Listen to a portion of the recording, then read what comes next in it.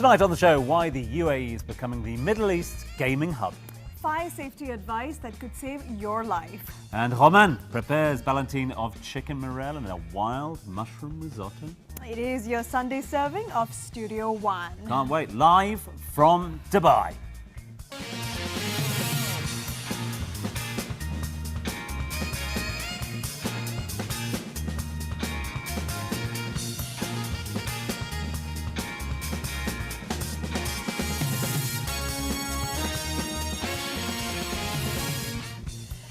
Hello to one and all, and welcome to Studio One. Just need to get that out. It's the start of a new week, isn't it? Good weekend? Yeah, you know, we're kicking off in fine voice. Good to have you with us at the start of yet another week where we'll be, well, over the next 5 days, getting advice on mosquitoes, not from them, learning how to lose weight, which is good, and we'll meet a 24-year-old man who will always look like he's 14. Lots of reasons to tune in over the next 5 days and lots to get to tonight. But first, let's find out about our Groupon deal of the day.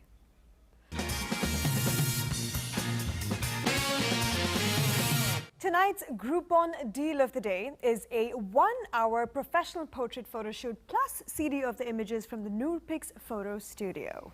Now, what would you do with something like that, Ash? Paste it all over the studio. Should cost you 950 dirhams this, but with Groupon you can picture it. Oh dear, you can picture perfect. 249. Now that's a 74% discount, I think, just off the top of my head. And as always, we can't wait to give it to one of you completely free of charge this evening. And since we know that you always want more, we're also throwing in Tips and Toes pampering courtesy of spagini.ae. Chopard Enchanted Perfume. That one smells really nice. I've tried that one. Strawberry milkshake bath and shower gel. Yeah, that's pretty good as well. And an LMS skin analysis and plump up tone and facial, which is great, courtesy of Bloomingdale's. Now, time for me to retreat to my more, well, natural habitat, the kitchen, and leave you to tell the good people out there what they need to do this evening to win those goodies. You up to the task? Yes, I am. Good, see you. Simply find the question on our Facebook fan page, facebook.com/Studio One Live is the address. When you know the answer, text either A, B or C, plus your name and location to our competition line on 056 680 1018. We will be revealing the name of the winner live at the end of the program, so make sure you stay tuned. Now over to Tom in the kitchen. The good news is, Ash, they've let him out of the stables for the night. He's with us. It is, of course, Roman joins us in the kitchen. Good to have you back. You've been away for a while. It's great to have you here in studio. Chicken, yeah. Everyone loves chicken. It's one of those great dishes. Not enough people order it when they go out because they think, you know, I'm in the restaurant, I want to order something other than chicken. But there is nothing better than a good chicken dish. But tonight, you're doing a ballantine chicken. Yes. What's that? I don't know. Ballantine is you open the chicken and I put a farce inside. So it's wrapped and again it's cooked and steamer. So you're opening one of those chicken breasts, yeah? I go to open like this. Okay. You see? So it's a little bit meat like this. All this I keep for my dough mousse, for the stuffing inside. Okay. You open like a butterfly. So you see? So you open the... So you're literally creating a natural pocket, are you? Correct. And after I put the stuffing inside. What's the stuffing, Chef? It's going to be a moray. Moray is mushroom. Oh. It's very nice mushroom What from mushroom the forest. is that? This is a bit dry. It's dry at the moment. But you put in hot water in about 10 minutes already. Nice wild morel, dry very, morel. very nice perfume too. You know, like your perfume, but different. But We it can smells have a bit of very that if you good. want. We can wax some of that. Yeah. So you put inside the mousse. You wrap in a cling film, and after I steam it, it'll cook in the water. Last minute I take out of the cling film and I pan fry for have the better color, and I slice for put in my risotto. Well, it sounds pretty simple. To look forward to. Lots to look forward to. The recipe to this is available on our Facebook fan page, facebook.com/Studio One Live. We'll let you carry on with that, Chef. Merci. Thank you. Now, after the break, vital fire safety advice that could save your life. All the details coming up after this. And you're back with Studio One. Back in the room. Back in the room. Have you ever been involved in a fire? No. Never? No. Never been in a fire scenario or anything like that? No, touch wood, no. Fire alarm? Been involved in a fire alarm scenario? Yeah, there's so many false alarms, you can't always tell. Well, this is an interesting point you bring up, because the threat of fire is no joke. It's all around us all the time in our homes and at work, and we don't properly know how to deal with it. It's danger that can spread, and spread very, very fast. Here to give us some life-saving advice on fire safety is health and safety consultant Kamal Saleh. Kamal, thank you so much for joining us. I would thank Tom and Ash for having me today here. Anytime. Anytime you like, you know, no problem at all. The door's always open. Oh yeah, I came from Abu Dhabi, so I deserve to be with you. Yeah. Right, Kamal, now fire is one of the biggest causes for accidental death and injury, especially among children. And what's even more unfortunate is that you are more than twice as likely to die in a fire accident within your own home. What do you think are some of the most common causes for this? In our homes, we are doing a lot of silly mistakes lead to the fire. When we're smoking in the home, some people smoking in the bed and sofa, and they fall asleep. So fire can catch from whatever, the sofa. And when we are cooking, sometimes the cooking oil catch fire. Most of us don't know what to do in this situation. Actually, the proper way to do it, it's to have the fire blanket if you have it in place, or with clothes or metal lid. Don't move the bin from the cooker. Because you mentioned there about the fire blanket. Now, that's one of the things that is recommended in all houses to avert a fire, or in the event of a fire. As you say, not all houses do have them. So if you don't have a fire blanket, if you've got a fire in the kitchen, say, as you mentioned, an oil fire in a pan, what's the alternative you can use? With clothes, get any clothes with you in the kitchen. All of us, we have in the kitchen clothes. So just wet it and cover the... and just cover the pan? Exactly, cover the pan. Okay. But before that, just turn off the cooker. Make sure that you turn off the cooker. Don't try to get any water. So there's no spraying of water or get the hose pipe or anything? If you just use the water, you can lose your face or your skin. It's, really? I have seen people losing their faces because of this fire. And what is the importance of having a smoke alarm in your house at all times? A smoke alarm, very, very important, and not in our houses, in our offices, and everywhere we should have the smoke alarm, and it should be well maintained. I have the smoke detector in my home just to prevent the fire. If there is any fire, it will just tell me that there is a fire going on, or something is wrong happening in my home. So maintaining the smoke detector.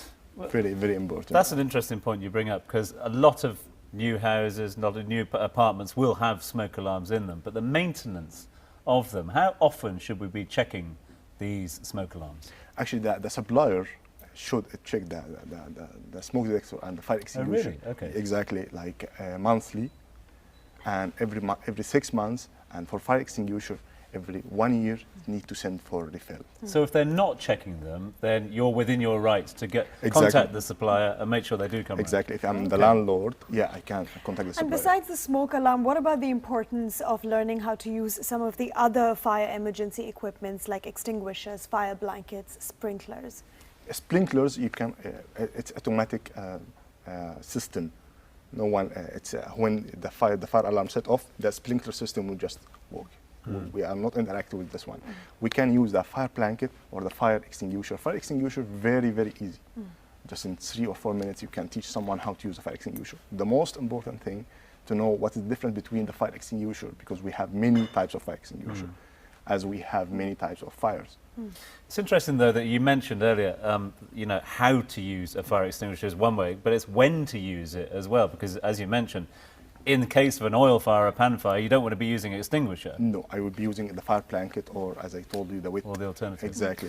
Another thing that will crop up for a lot of our viewers out there at the moment, and as we mentioned a little earlier, fire alarms. Fire alarms can go off very frequently, especially in apartment blocks, especially in communal areas, etc. So often we see people not responding to fire alarms, going, oh, don't worry, it's just a fire alarm, don't worry about that. That's happening. What is the correct procedure in the event of a fire alarm? Should we treat every fire alarm as a code red? It's code red. For any fire alarm set off, we need to act as per the procedure that we have. Right. If I'm in the workplace in my home, I need to just evacuate the building to that simply point using the stairs. as you know, Yeah. you're not allowed to use the elevator in case of fire or case in emergency. So I'm using the stairs. And it's one of those reasons because fire spreads so quickly and can become very dangerous and fatal so quickly. Yep. Okay. That's very, very common. That's very common. Kamal, what are some of the practical advices that you can give to the viewers who are watching tonight? If you can break down top 3 things that we're supposed to do during a fire emergency. If you discover the fire within your flat, if you have the knowledge how to use the fire extinguisher, just use the fire extinguisher as soon as possible. In the early stage, the fire extinguisher is very effective. Second, you need to contact the emergency services as soon as possible. And most of us, we don't know what is the correct number. Yeah, so what is the number? Actually, we have 3 numbers for the within UAE emergency services: 999 for the police, 998 for the ambulance, and 997 for the civil defense or the fire brigade. So 997 puts you straight to the civil defense. Yeah, you still can contact 999, but for saving time, Save time. exactly, Okay. You can contact 997 to the civil defense. Okay. Third thing, just evacuate to the assembly point. Get to a safety point. Exactly, close the door behind you, and just. So no more ignoring fire alarms. No. more. I'm No, gonna run for you've my all life. been told, all right? Thank you very much indeed for that. Thank you so very, much. very good Thank you advice. so And much. hopefully Thank you. it will put a lot of our viewers in good stead. Kamal, thanks for being with us. Thank you so much. Thank you. And of course, if you want more information or just want to catch up with what you've just heard, get yourself onto our Facebook page, facebook.com/Studio One Live, where of course you can find links to all the advice you've just heard about. Now, I hope that Roman was paying attention over there. Let's go and see how things are doing over in the kitchen, on the cooker at the moment, and see what's going on over there. Roman, all good? It's all good, all good, all good. No fire yet, so No? it's okay. Everything's okay? We save. So I want to show you how to do the ballotine, you know, so I think it's interesting to the people. A bit of salt and a pepper in the chicken. You see I put the mousse. I make the mousse. You just go a little line inside. So very simple. You just close back. You bring to your cling film and you rope. Okay. Okay. mean, This is I just a think- regular cling wrap? Yeah. Okay. Well, you find at home, I think any kid can help you to do this because it's quite fun to do it. So you just put a knock after, Seal it off. seal it off, and just put in the And water pop it in the water. for 20 minutes. Wow. 20 minutes? Yeah. And in the ballotine, you've got the morel sauce, but Is- also a little bit of the chicken mousse as well, yeah? Chicken mousse and the egg white and a bit of cream. Okay. The egg white for sticky. Be sure when you cook. Just in a blender, yeah? Yes. For a little while. And For then 1 or 2 minutes, and that's it. You see, up, 20 minutes? That's gone. it. That's it. In the Same meantime, time, you work on your rice. my risotto is cooking. You know, I prepare my mushroom to saute, and now I go to make parmesan tulip. Oh, right. I So try bring to do the birch. Kind of. So I try. A little artistic touch with the Parmesan tulips. Right, we'll catch up with that at the end of the show. All seems to be coming together in the kitchen. Safe as houses over here as well. Time for another break, after which, how the UAE is set to become a gaming hub. Oh, and Dina learns Klingon. Fascinating show this evening, isn't it? It is. Welcome back to Studio One. Now, video games are big business, but when you think of the countries synonymous with the most successful games and the iconic companies, the UAE doesn't necessarily or immediately spring to your mind. Only a matter of time. Well, that could all be about to change with the news that Abu Dhabi is set to become a video gaming hub for the Gulf region and beyond. Let's find out a little more from senior editor of IGN Middle East, Nick Rego. Thanks for being with us, Nick. Thank you for having me. Fascinating subject, this, because over the last couple of years I've seen the increase in the amount of media that's coming through with regards to creatives and programmers and coders moving out here and setting up. When we talk about a hub, are we talking about a hub from a playing point of view or from a programming point of view? Tom, if I had a dirham for any time someone's asked me that question, actually that's how I pay my salary, so it's a different story. But I think it's a bit of best of both worlds. You have a large population of gamers here that really just are so passionate about the games Yeah. they play. And on the other side, you've got developers like Ubisoft, for example, who've opened up a studio in Abu Dhabi because they realize that the Middle East is actually a region not to be ignored. Right. They realize that there's actually potential here for people who can code with their games or that can test them out. So I think it's the best of both worlds. Yeah. You have on one side the consumer market who are hungry for the new games, and you've got the coders and the developers and the studios that want to make the next generation games. Okay. And of course, gaming is not really my area of expertise. By but the I'm end sure of this interview, we will have you gaming. I can play You'll be Tekken fine. though. It's a shame that. Now, if you were to break down as to who the potential audience is for, for Abu Dhabi to be the next gaming hub, what would that be? I think when people think of gaming, they predominantly think of teenagers or the youth, but for me, gaming spans all nationalities, all ages, genders. So I think it's really hard to narrow down to a particular audience. I mean, anyone who wants to play a game can pick up a controller and do so. It's not limited to just people from the 12 to 18-year-old bracket. I mean, I play games for a living, and I'm pushing 30. But it's I think it's a general audience that anybody who enjoys action or role playing or that kind of fantasy environment can really just get into a game. It's just that easy. With the developments of gaming and online gaming, and obviously you can pretty much play against anyone, anywhere in the world at the moment. Yeah. Okay, that's a given, and that's growing, and it is growing globally at the moment, as is the industry. In terms of attracting publishers, though, in terms of attracting the creatives, the coders, etc., what does this region really need to do to build that infrastructure? I think the region is kind of making a name for itself already, and I'll give you a really excellent example of that. FIFA is a really big sport over here. Yeah. Football is really big in the region, and FIFA 12 was released with full Arabic support. So not only are the menus in full Arabic, but the commentary during the game is done by some of the top commentators in Arabic football. So you can play a game and you can get that commentary, you can get that action as if you were watching real life football match in Arabic. So it's little things like that that kind of flag up the region, with developers and to think that basically this region is to be taken seriously. There's a game coming out this year called Spec Ops: The Line, based in Dubai. The entire setting is in Dubai. So that's huge for the region, the fact that they would make a game completely in our city.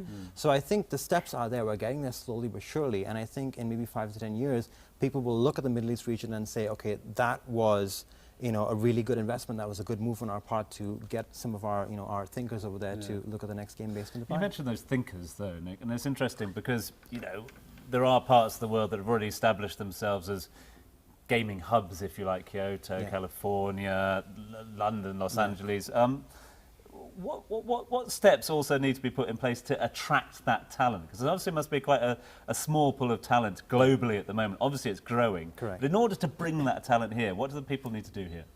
I think it would be amazing if we had universities or courses where there was games development. So I think for people looking to really be a part of the gaming industry and really make a difference there, they need to pursue these kind of degrees and these kinds of courses. Okay. So if that kind of stuff is available in the region, I think we'll see a lot of game studios and a lot of really talented people coming to light in terms of 3D designers or level editors and things like that. There are already game developers in the region, in Saudi Arabia, in the UAE and in Jordan, working on their own little games. And I think if you encourage talent like that, you could see the next blockbuster game coming from the region. Okay. Nicholas, what are the top 3 games at the moment? Not that I know anything about it, I but would still. love to say that's the easiest question to answer, but I'm going to give you 3 off the top of my head. We've first got, as I previously mentioned, FIFA 12, and you also have Pro Evolution Soccer. Like I said, football is really big in the region, so these 2 are some of the most played football games over here. You've next got Call of Duty Modern Warfare 3, which was released last year, but it remains one of the top-selling games in the Call of Duty franchise. And lastly, you've got Diablo 3, which was launched on May 15th of this month and has already sold about 6.1 million copies worldwide. And it's just phenomenal. So those are my 3 picks. Very quickly, and run out of time on this one, but it is an industry, a global industry that is growing day after day. The figures are phenomenal, 63.9 billion in this year alone. Is that being replicated here in the region as well? I think we're starting to see a little bit of that. It may take a couple of years before we get to see that kind of numbers in our region, but I think, like I said, studios realize that this region means business. This region is not just big money, but it's also a big fan base. So if you're not investing in pleasing fans in this region, you're losing out both on fans and on potential income. Shall I see if we got ourselves another fan or not? Well, I don't know. Just Tekken for me. Just Tekken for me. I will see that. I will see that. Eddie challenge. Guerrero. Oh, no, that's not Tekken, is it? No. Okay, that's. I'll give it to Sorry, you. that's wrestling. Sorry. Bless you. Thank you for that. Very kind Thank you for indeed. having And a me. number of our viewers are looking for more gaming chat on the show, so thank you very much indeed. Thank you. Get you back soon. From gaming to language, Dina took a walk on the wild side with some language lovers that are, well, I don't know, out of this world? Gone are the days that aliens and monsters speak in gibberish. From Lord of the Rings Elvish to Avatar's Na'vi, today the advancement of fantasy and sci-fi flicks have inspired a desire for constructed languages, complete with their own alphabet, vocabulary, and grammatical rules. And movies aren't alone. In fact, one of the most popular fantasy series currently airing, Game of Thrones, is the biggest television showcase for an invented language. When tribal leader Khal Drogo delivered a 2.5-minute monologue in Dothraki, fans started gathering to share notes and learn more of the language with every episode.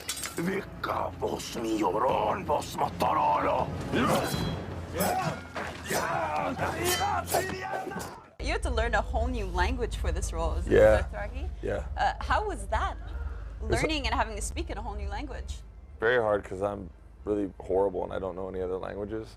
I'm bad like that, but yeah, it took me about couple months to learn it. It's interesting. I can speak it now, but no one to speak to. So.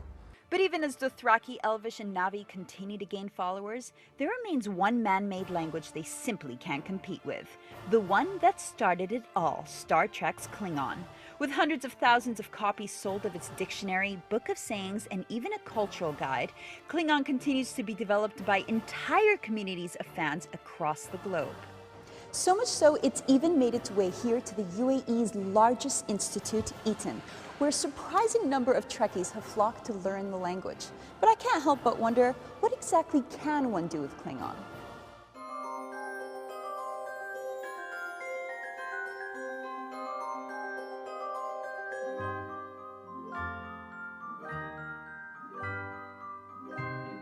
Klingon is one of the languages that we have never offered before, but we certainly thought it would be one of the languages that would really be appreciated, especially with a lot of people following, a lot of Trekkies especially, following the language and making an effort to learn it, even though it is an artificial language. There are Klingonists all over the world, in every country, and it is a very closely knit community.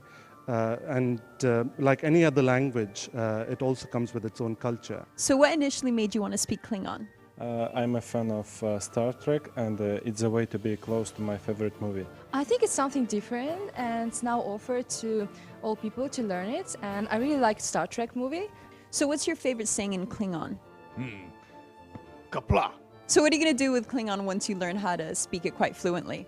Maybe I can speak with my friends and we can have like a secret conversations. Speak with my friends, I don't know, to have some secret conversations. Use it in secret conversations with my friends.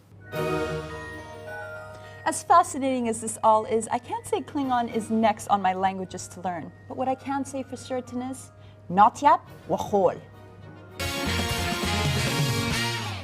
Do you have a secret language with your friends, Tom? Sure. Thanks to Dina for that report. Right, tonight we gave you the chance to win a professional portrait photo shoot, plus pampering bath goodies and perfume. And the question that we were asking, I have enough trouble with English as it is. Which of these is not a common cause of fire? Is it A, smoking, B, cooking, or C, speaking like that? The answer is C, speaking, not like that. And the name of the winner is Nikana from Dubai, and you should be on the line right now. Hello. Hello. Hi, did I get your name right? Yes, you did. Oh, congratulations, Nikana. Thank you very much. Thank you so much for entering. See you. We are running out of time here at Studio One. Let's head back over to the kitchen where we can catch up with Roman. We've got 60 seconds left. Go. Okay, so I put my mushroom with my risotto. Now to finish, you put a little bit of butter to finish the risotto. Every time a bit of parmesan. You see? Nice and wet risotto. And now you take out of the fire just take out the butter. The butter take creamy. Under 40 seconds, chef. Yeah, so you see my mushroom and my risotto, a nice different color. Now, I cut my ballotine, if you see. So I'm going to put all around my circle table. I'm going to put a bit of garnish. Smells of great. thyme. And where you put my Burj Khalifa? And I found my Burj Khalifa. Little bit of sauce, just for garnish. And what sauce is that, chef? Brown sauce, so it's gravy in a way. Traduced in English, Mr. Tom. And I said, et voila. That is comfort in a plate. Absolutely delicious. Remind us what it's called, chef? It's called ballotine of chicken moree with wild mushroom risotto and the Burj Khalifa parmesan. Is it a little bit hot? Oh, I'm going to wait till this cools down, but delicious. nice risotto, chef. Good job. Thank you so much for that. Thank you. Recipe to this on our Facebook page, facebook.com/Studio One Live. It's all we have time for this evening on Studio One. Super thanks to all of you and, of course, our guests for tuning It's in. warm, it's good, it's cheesy, it's got chicken in it. It's just happiness in a plate. Tune in tomorrow at 7:30. Find out what type of parent you are if you don't know already. And we take a look at the big pizza burger. Good night. Look at that one. Excited, eh?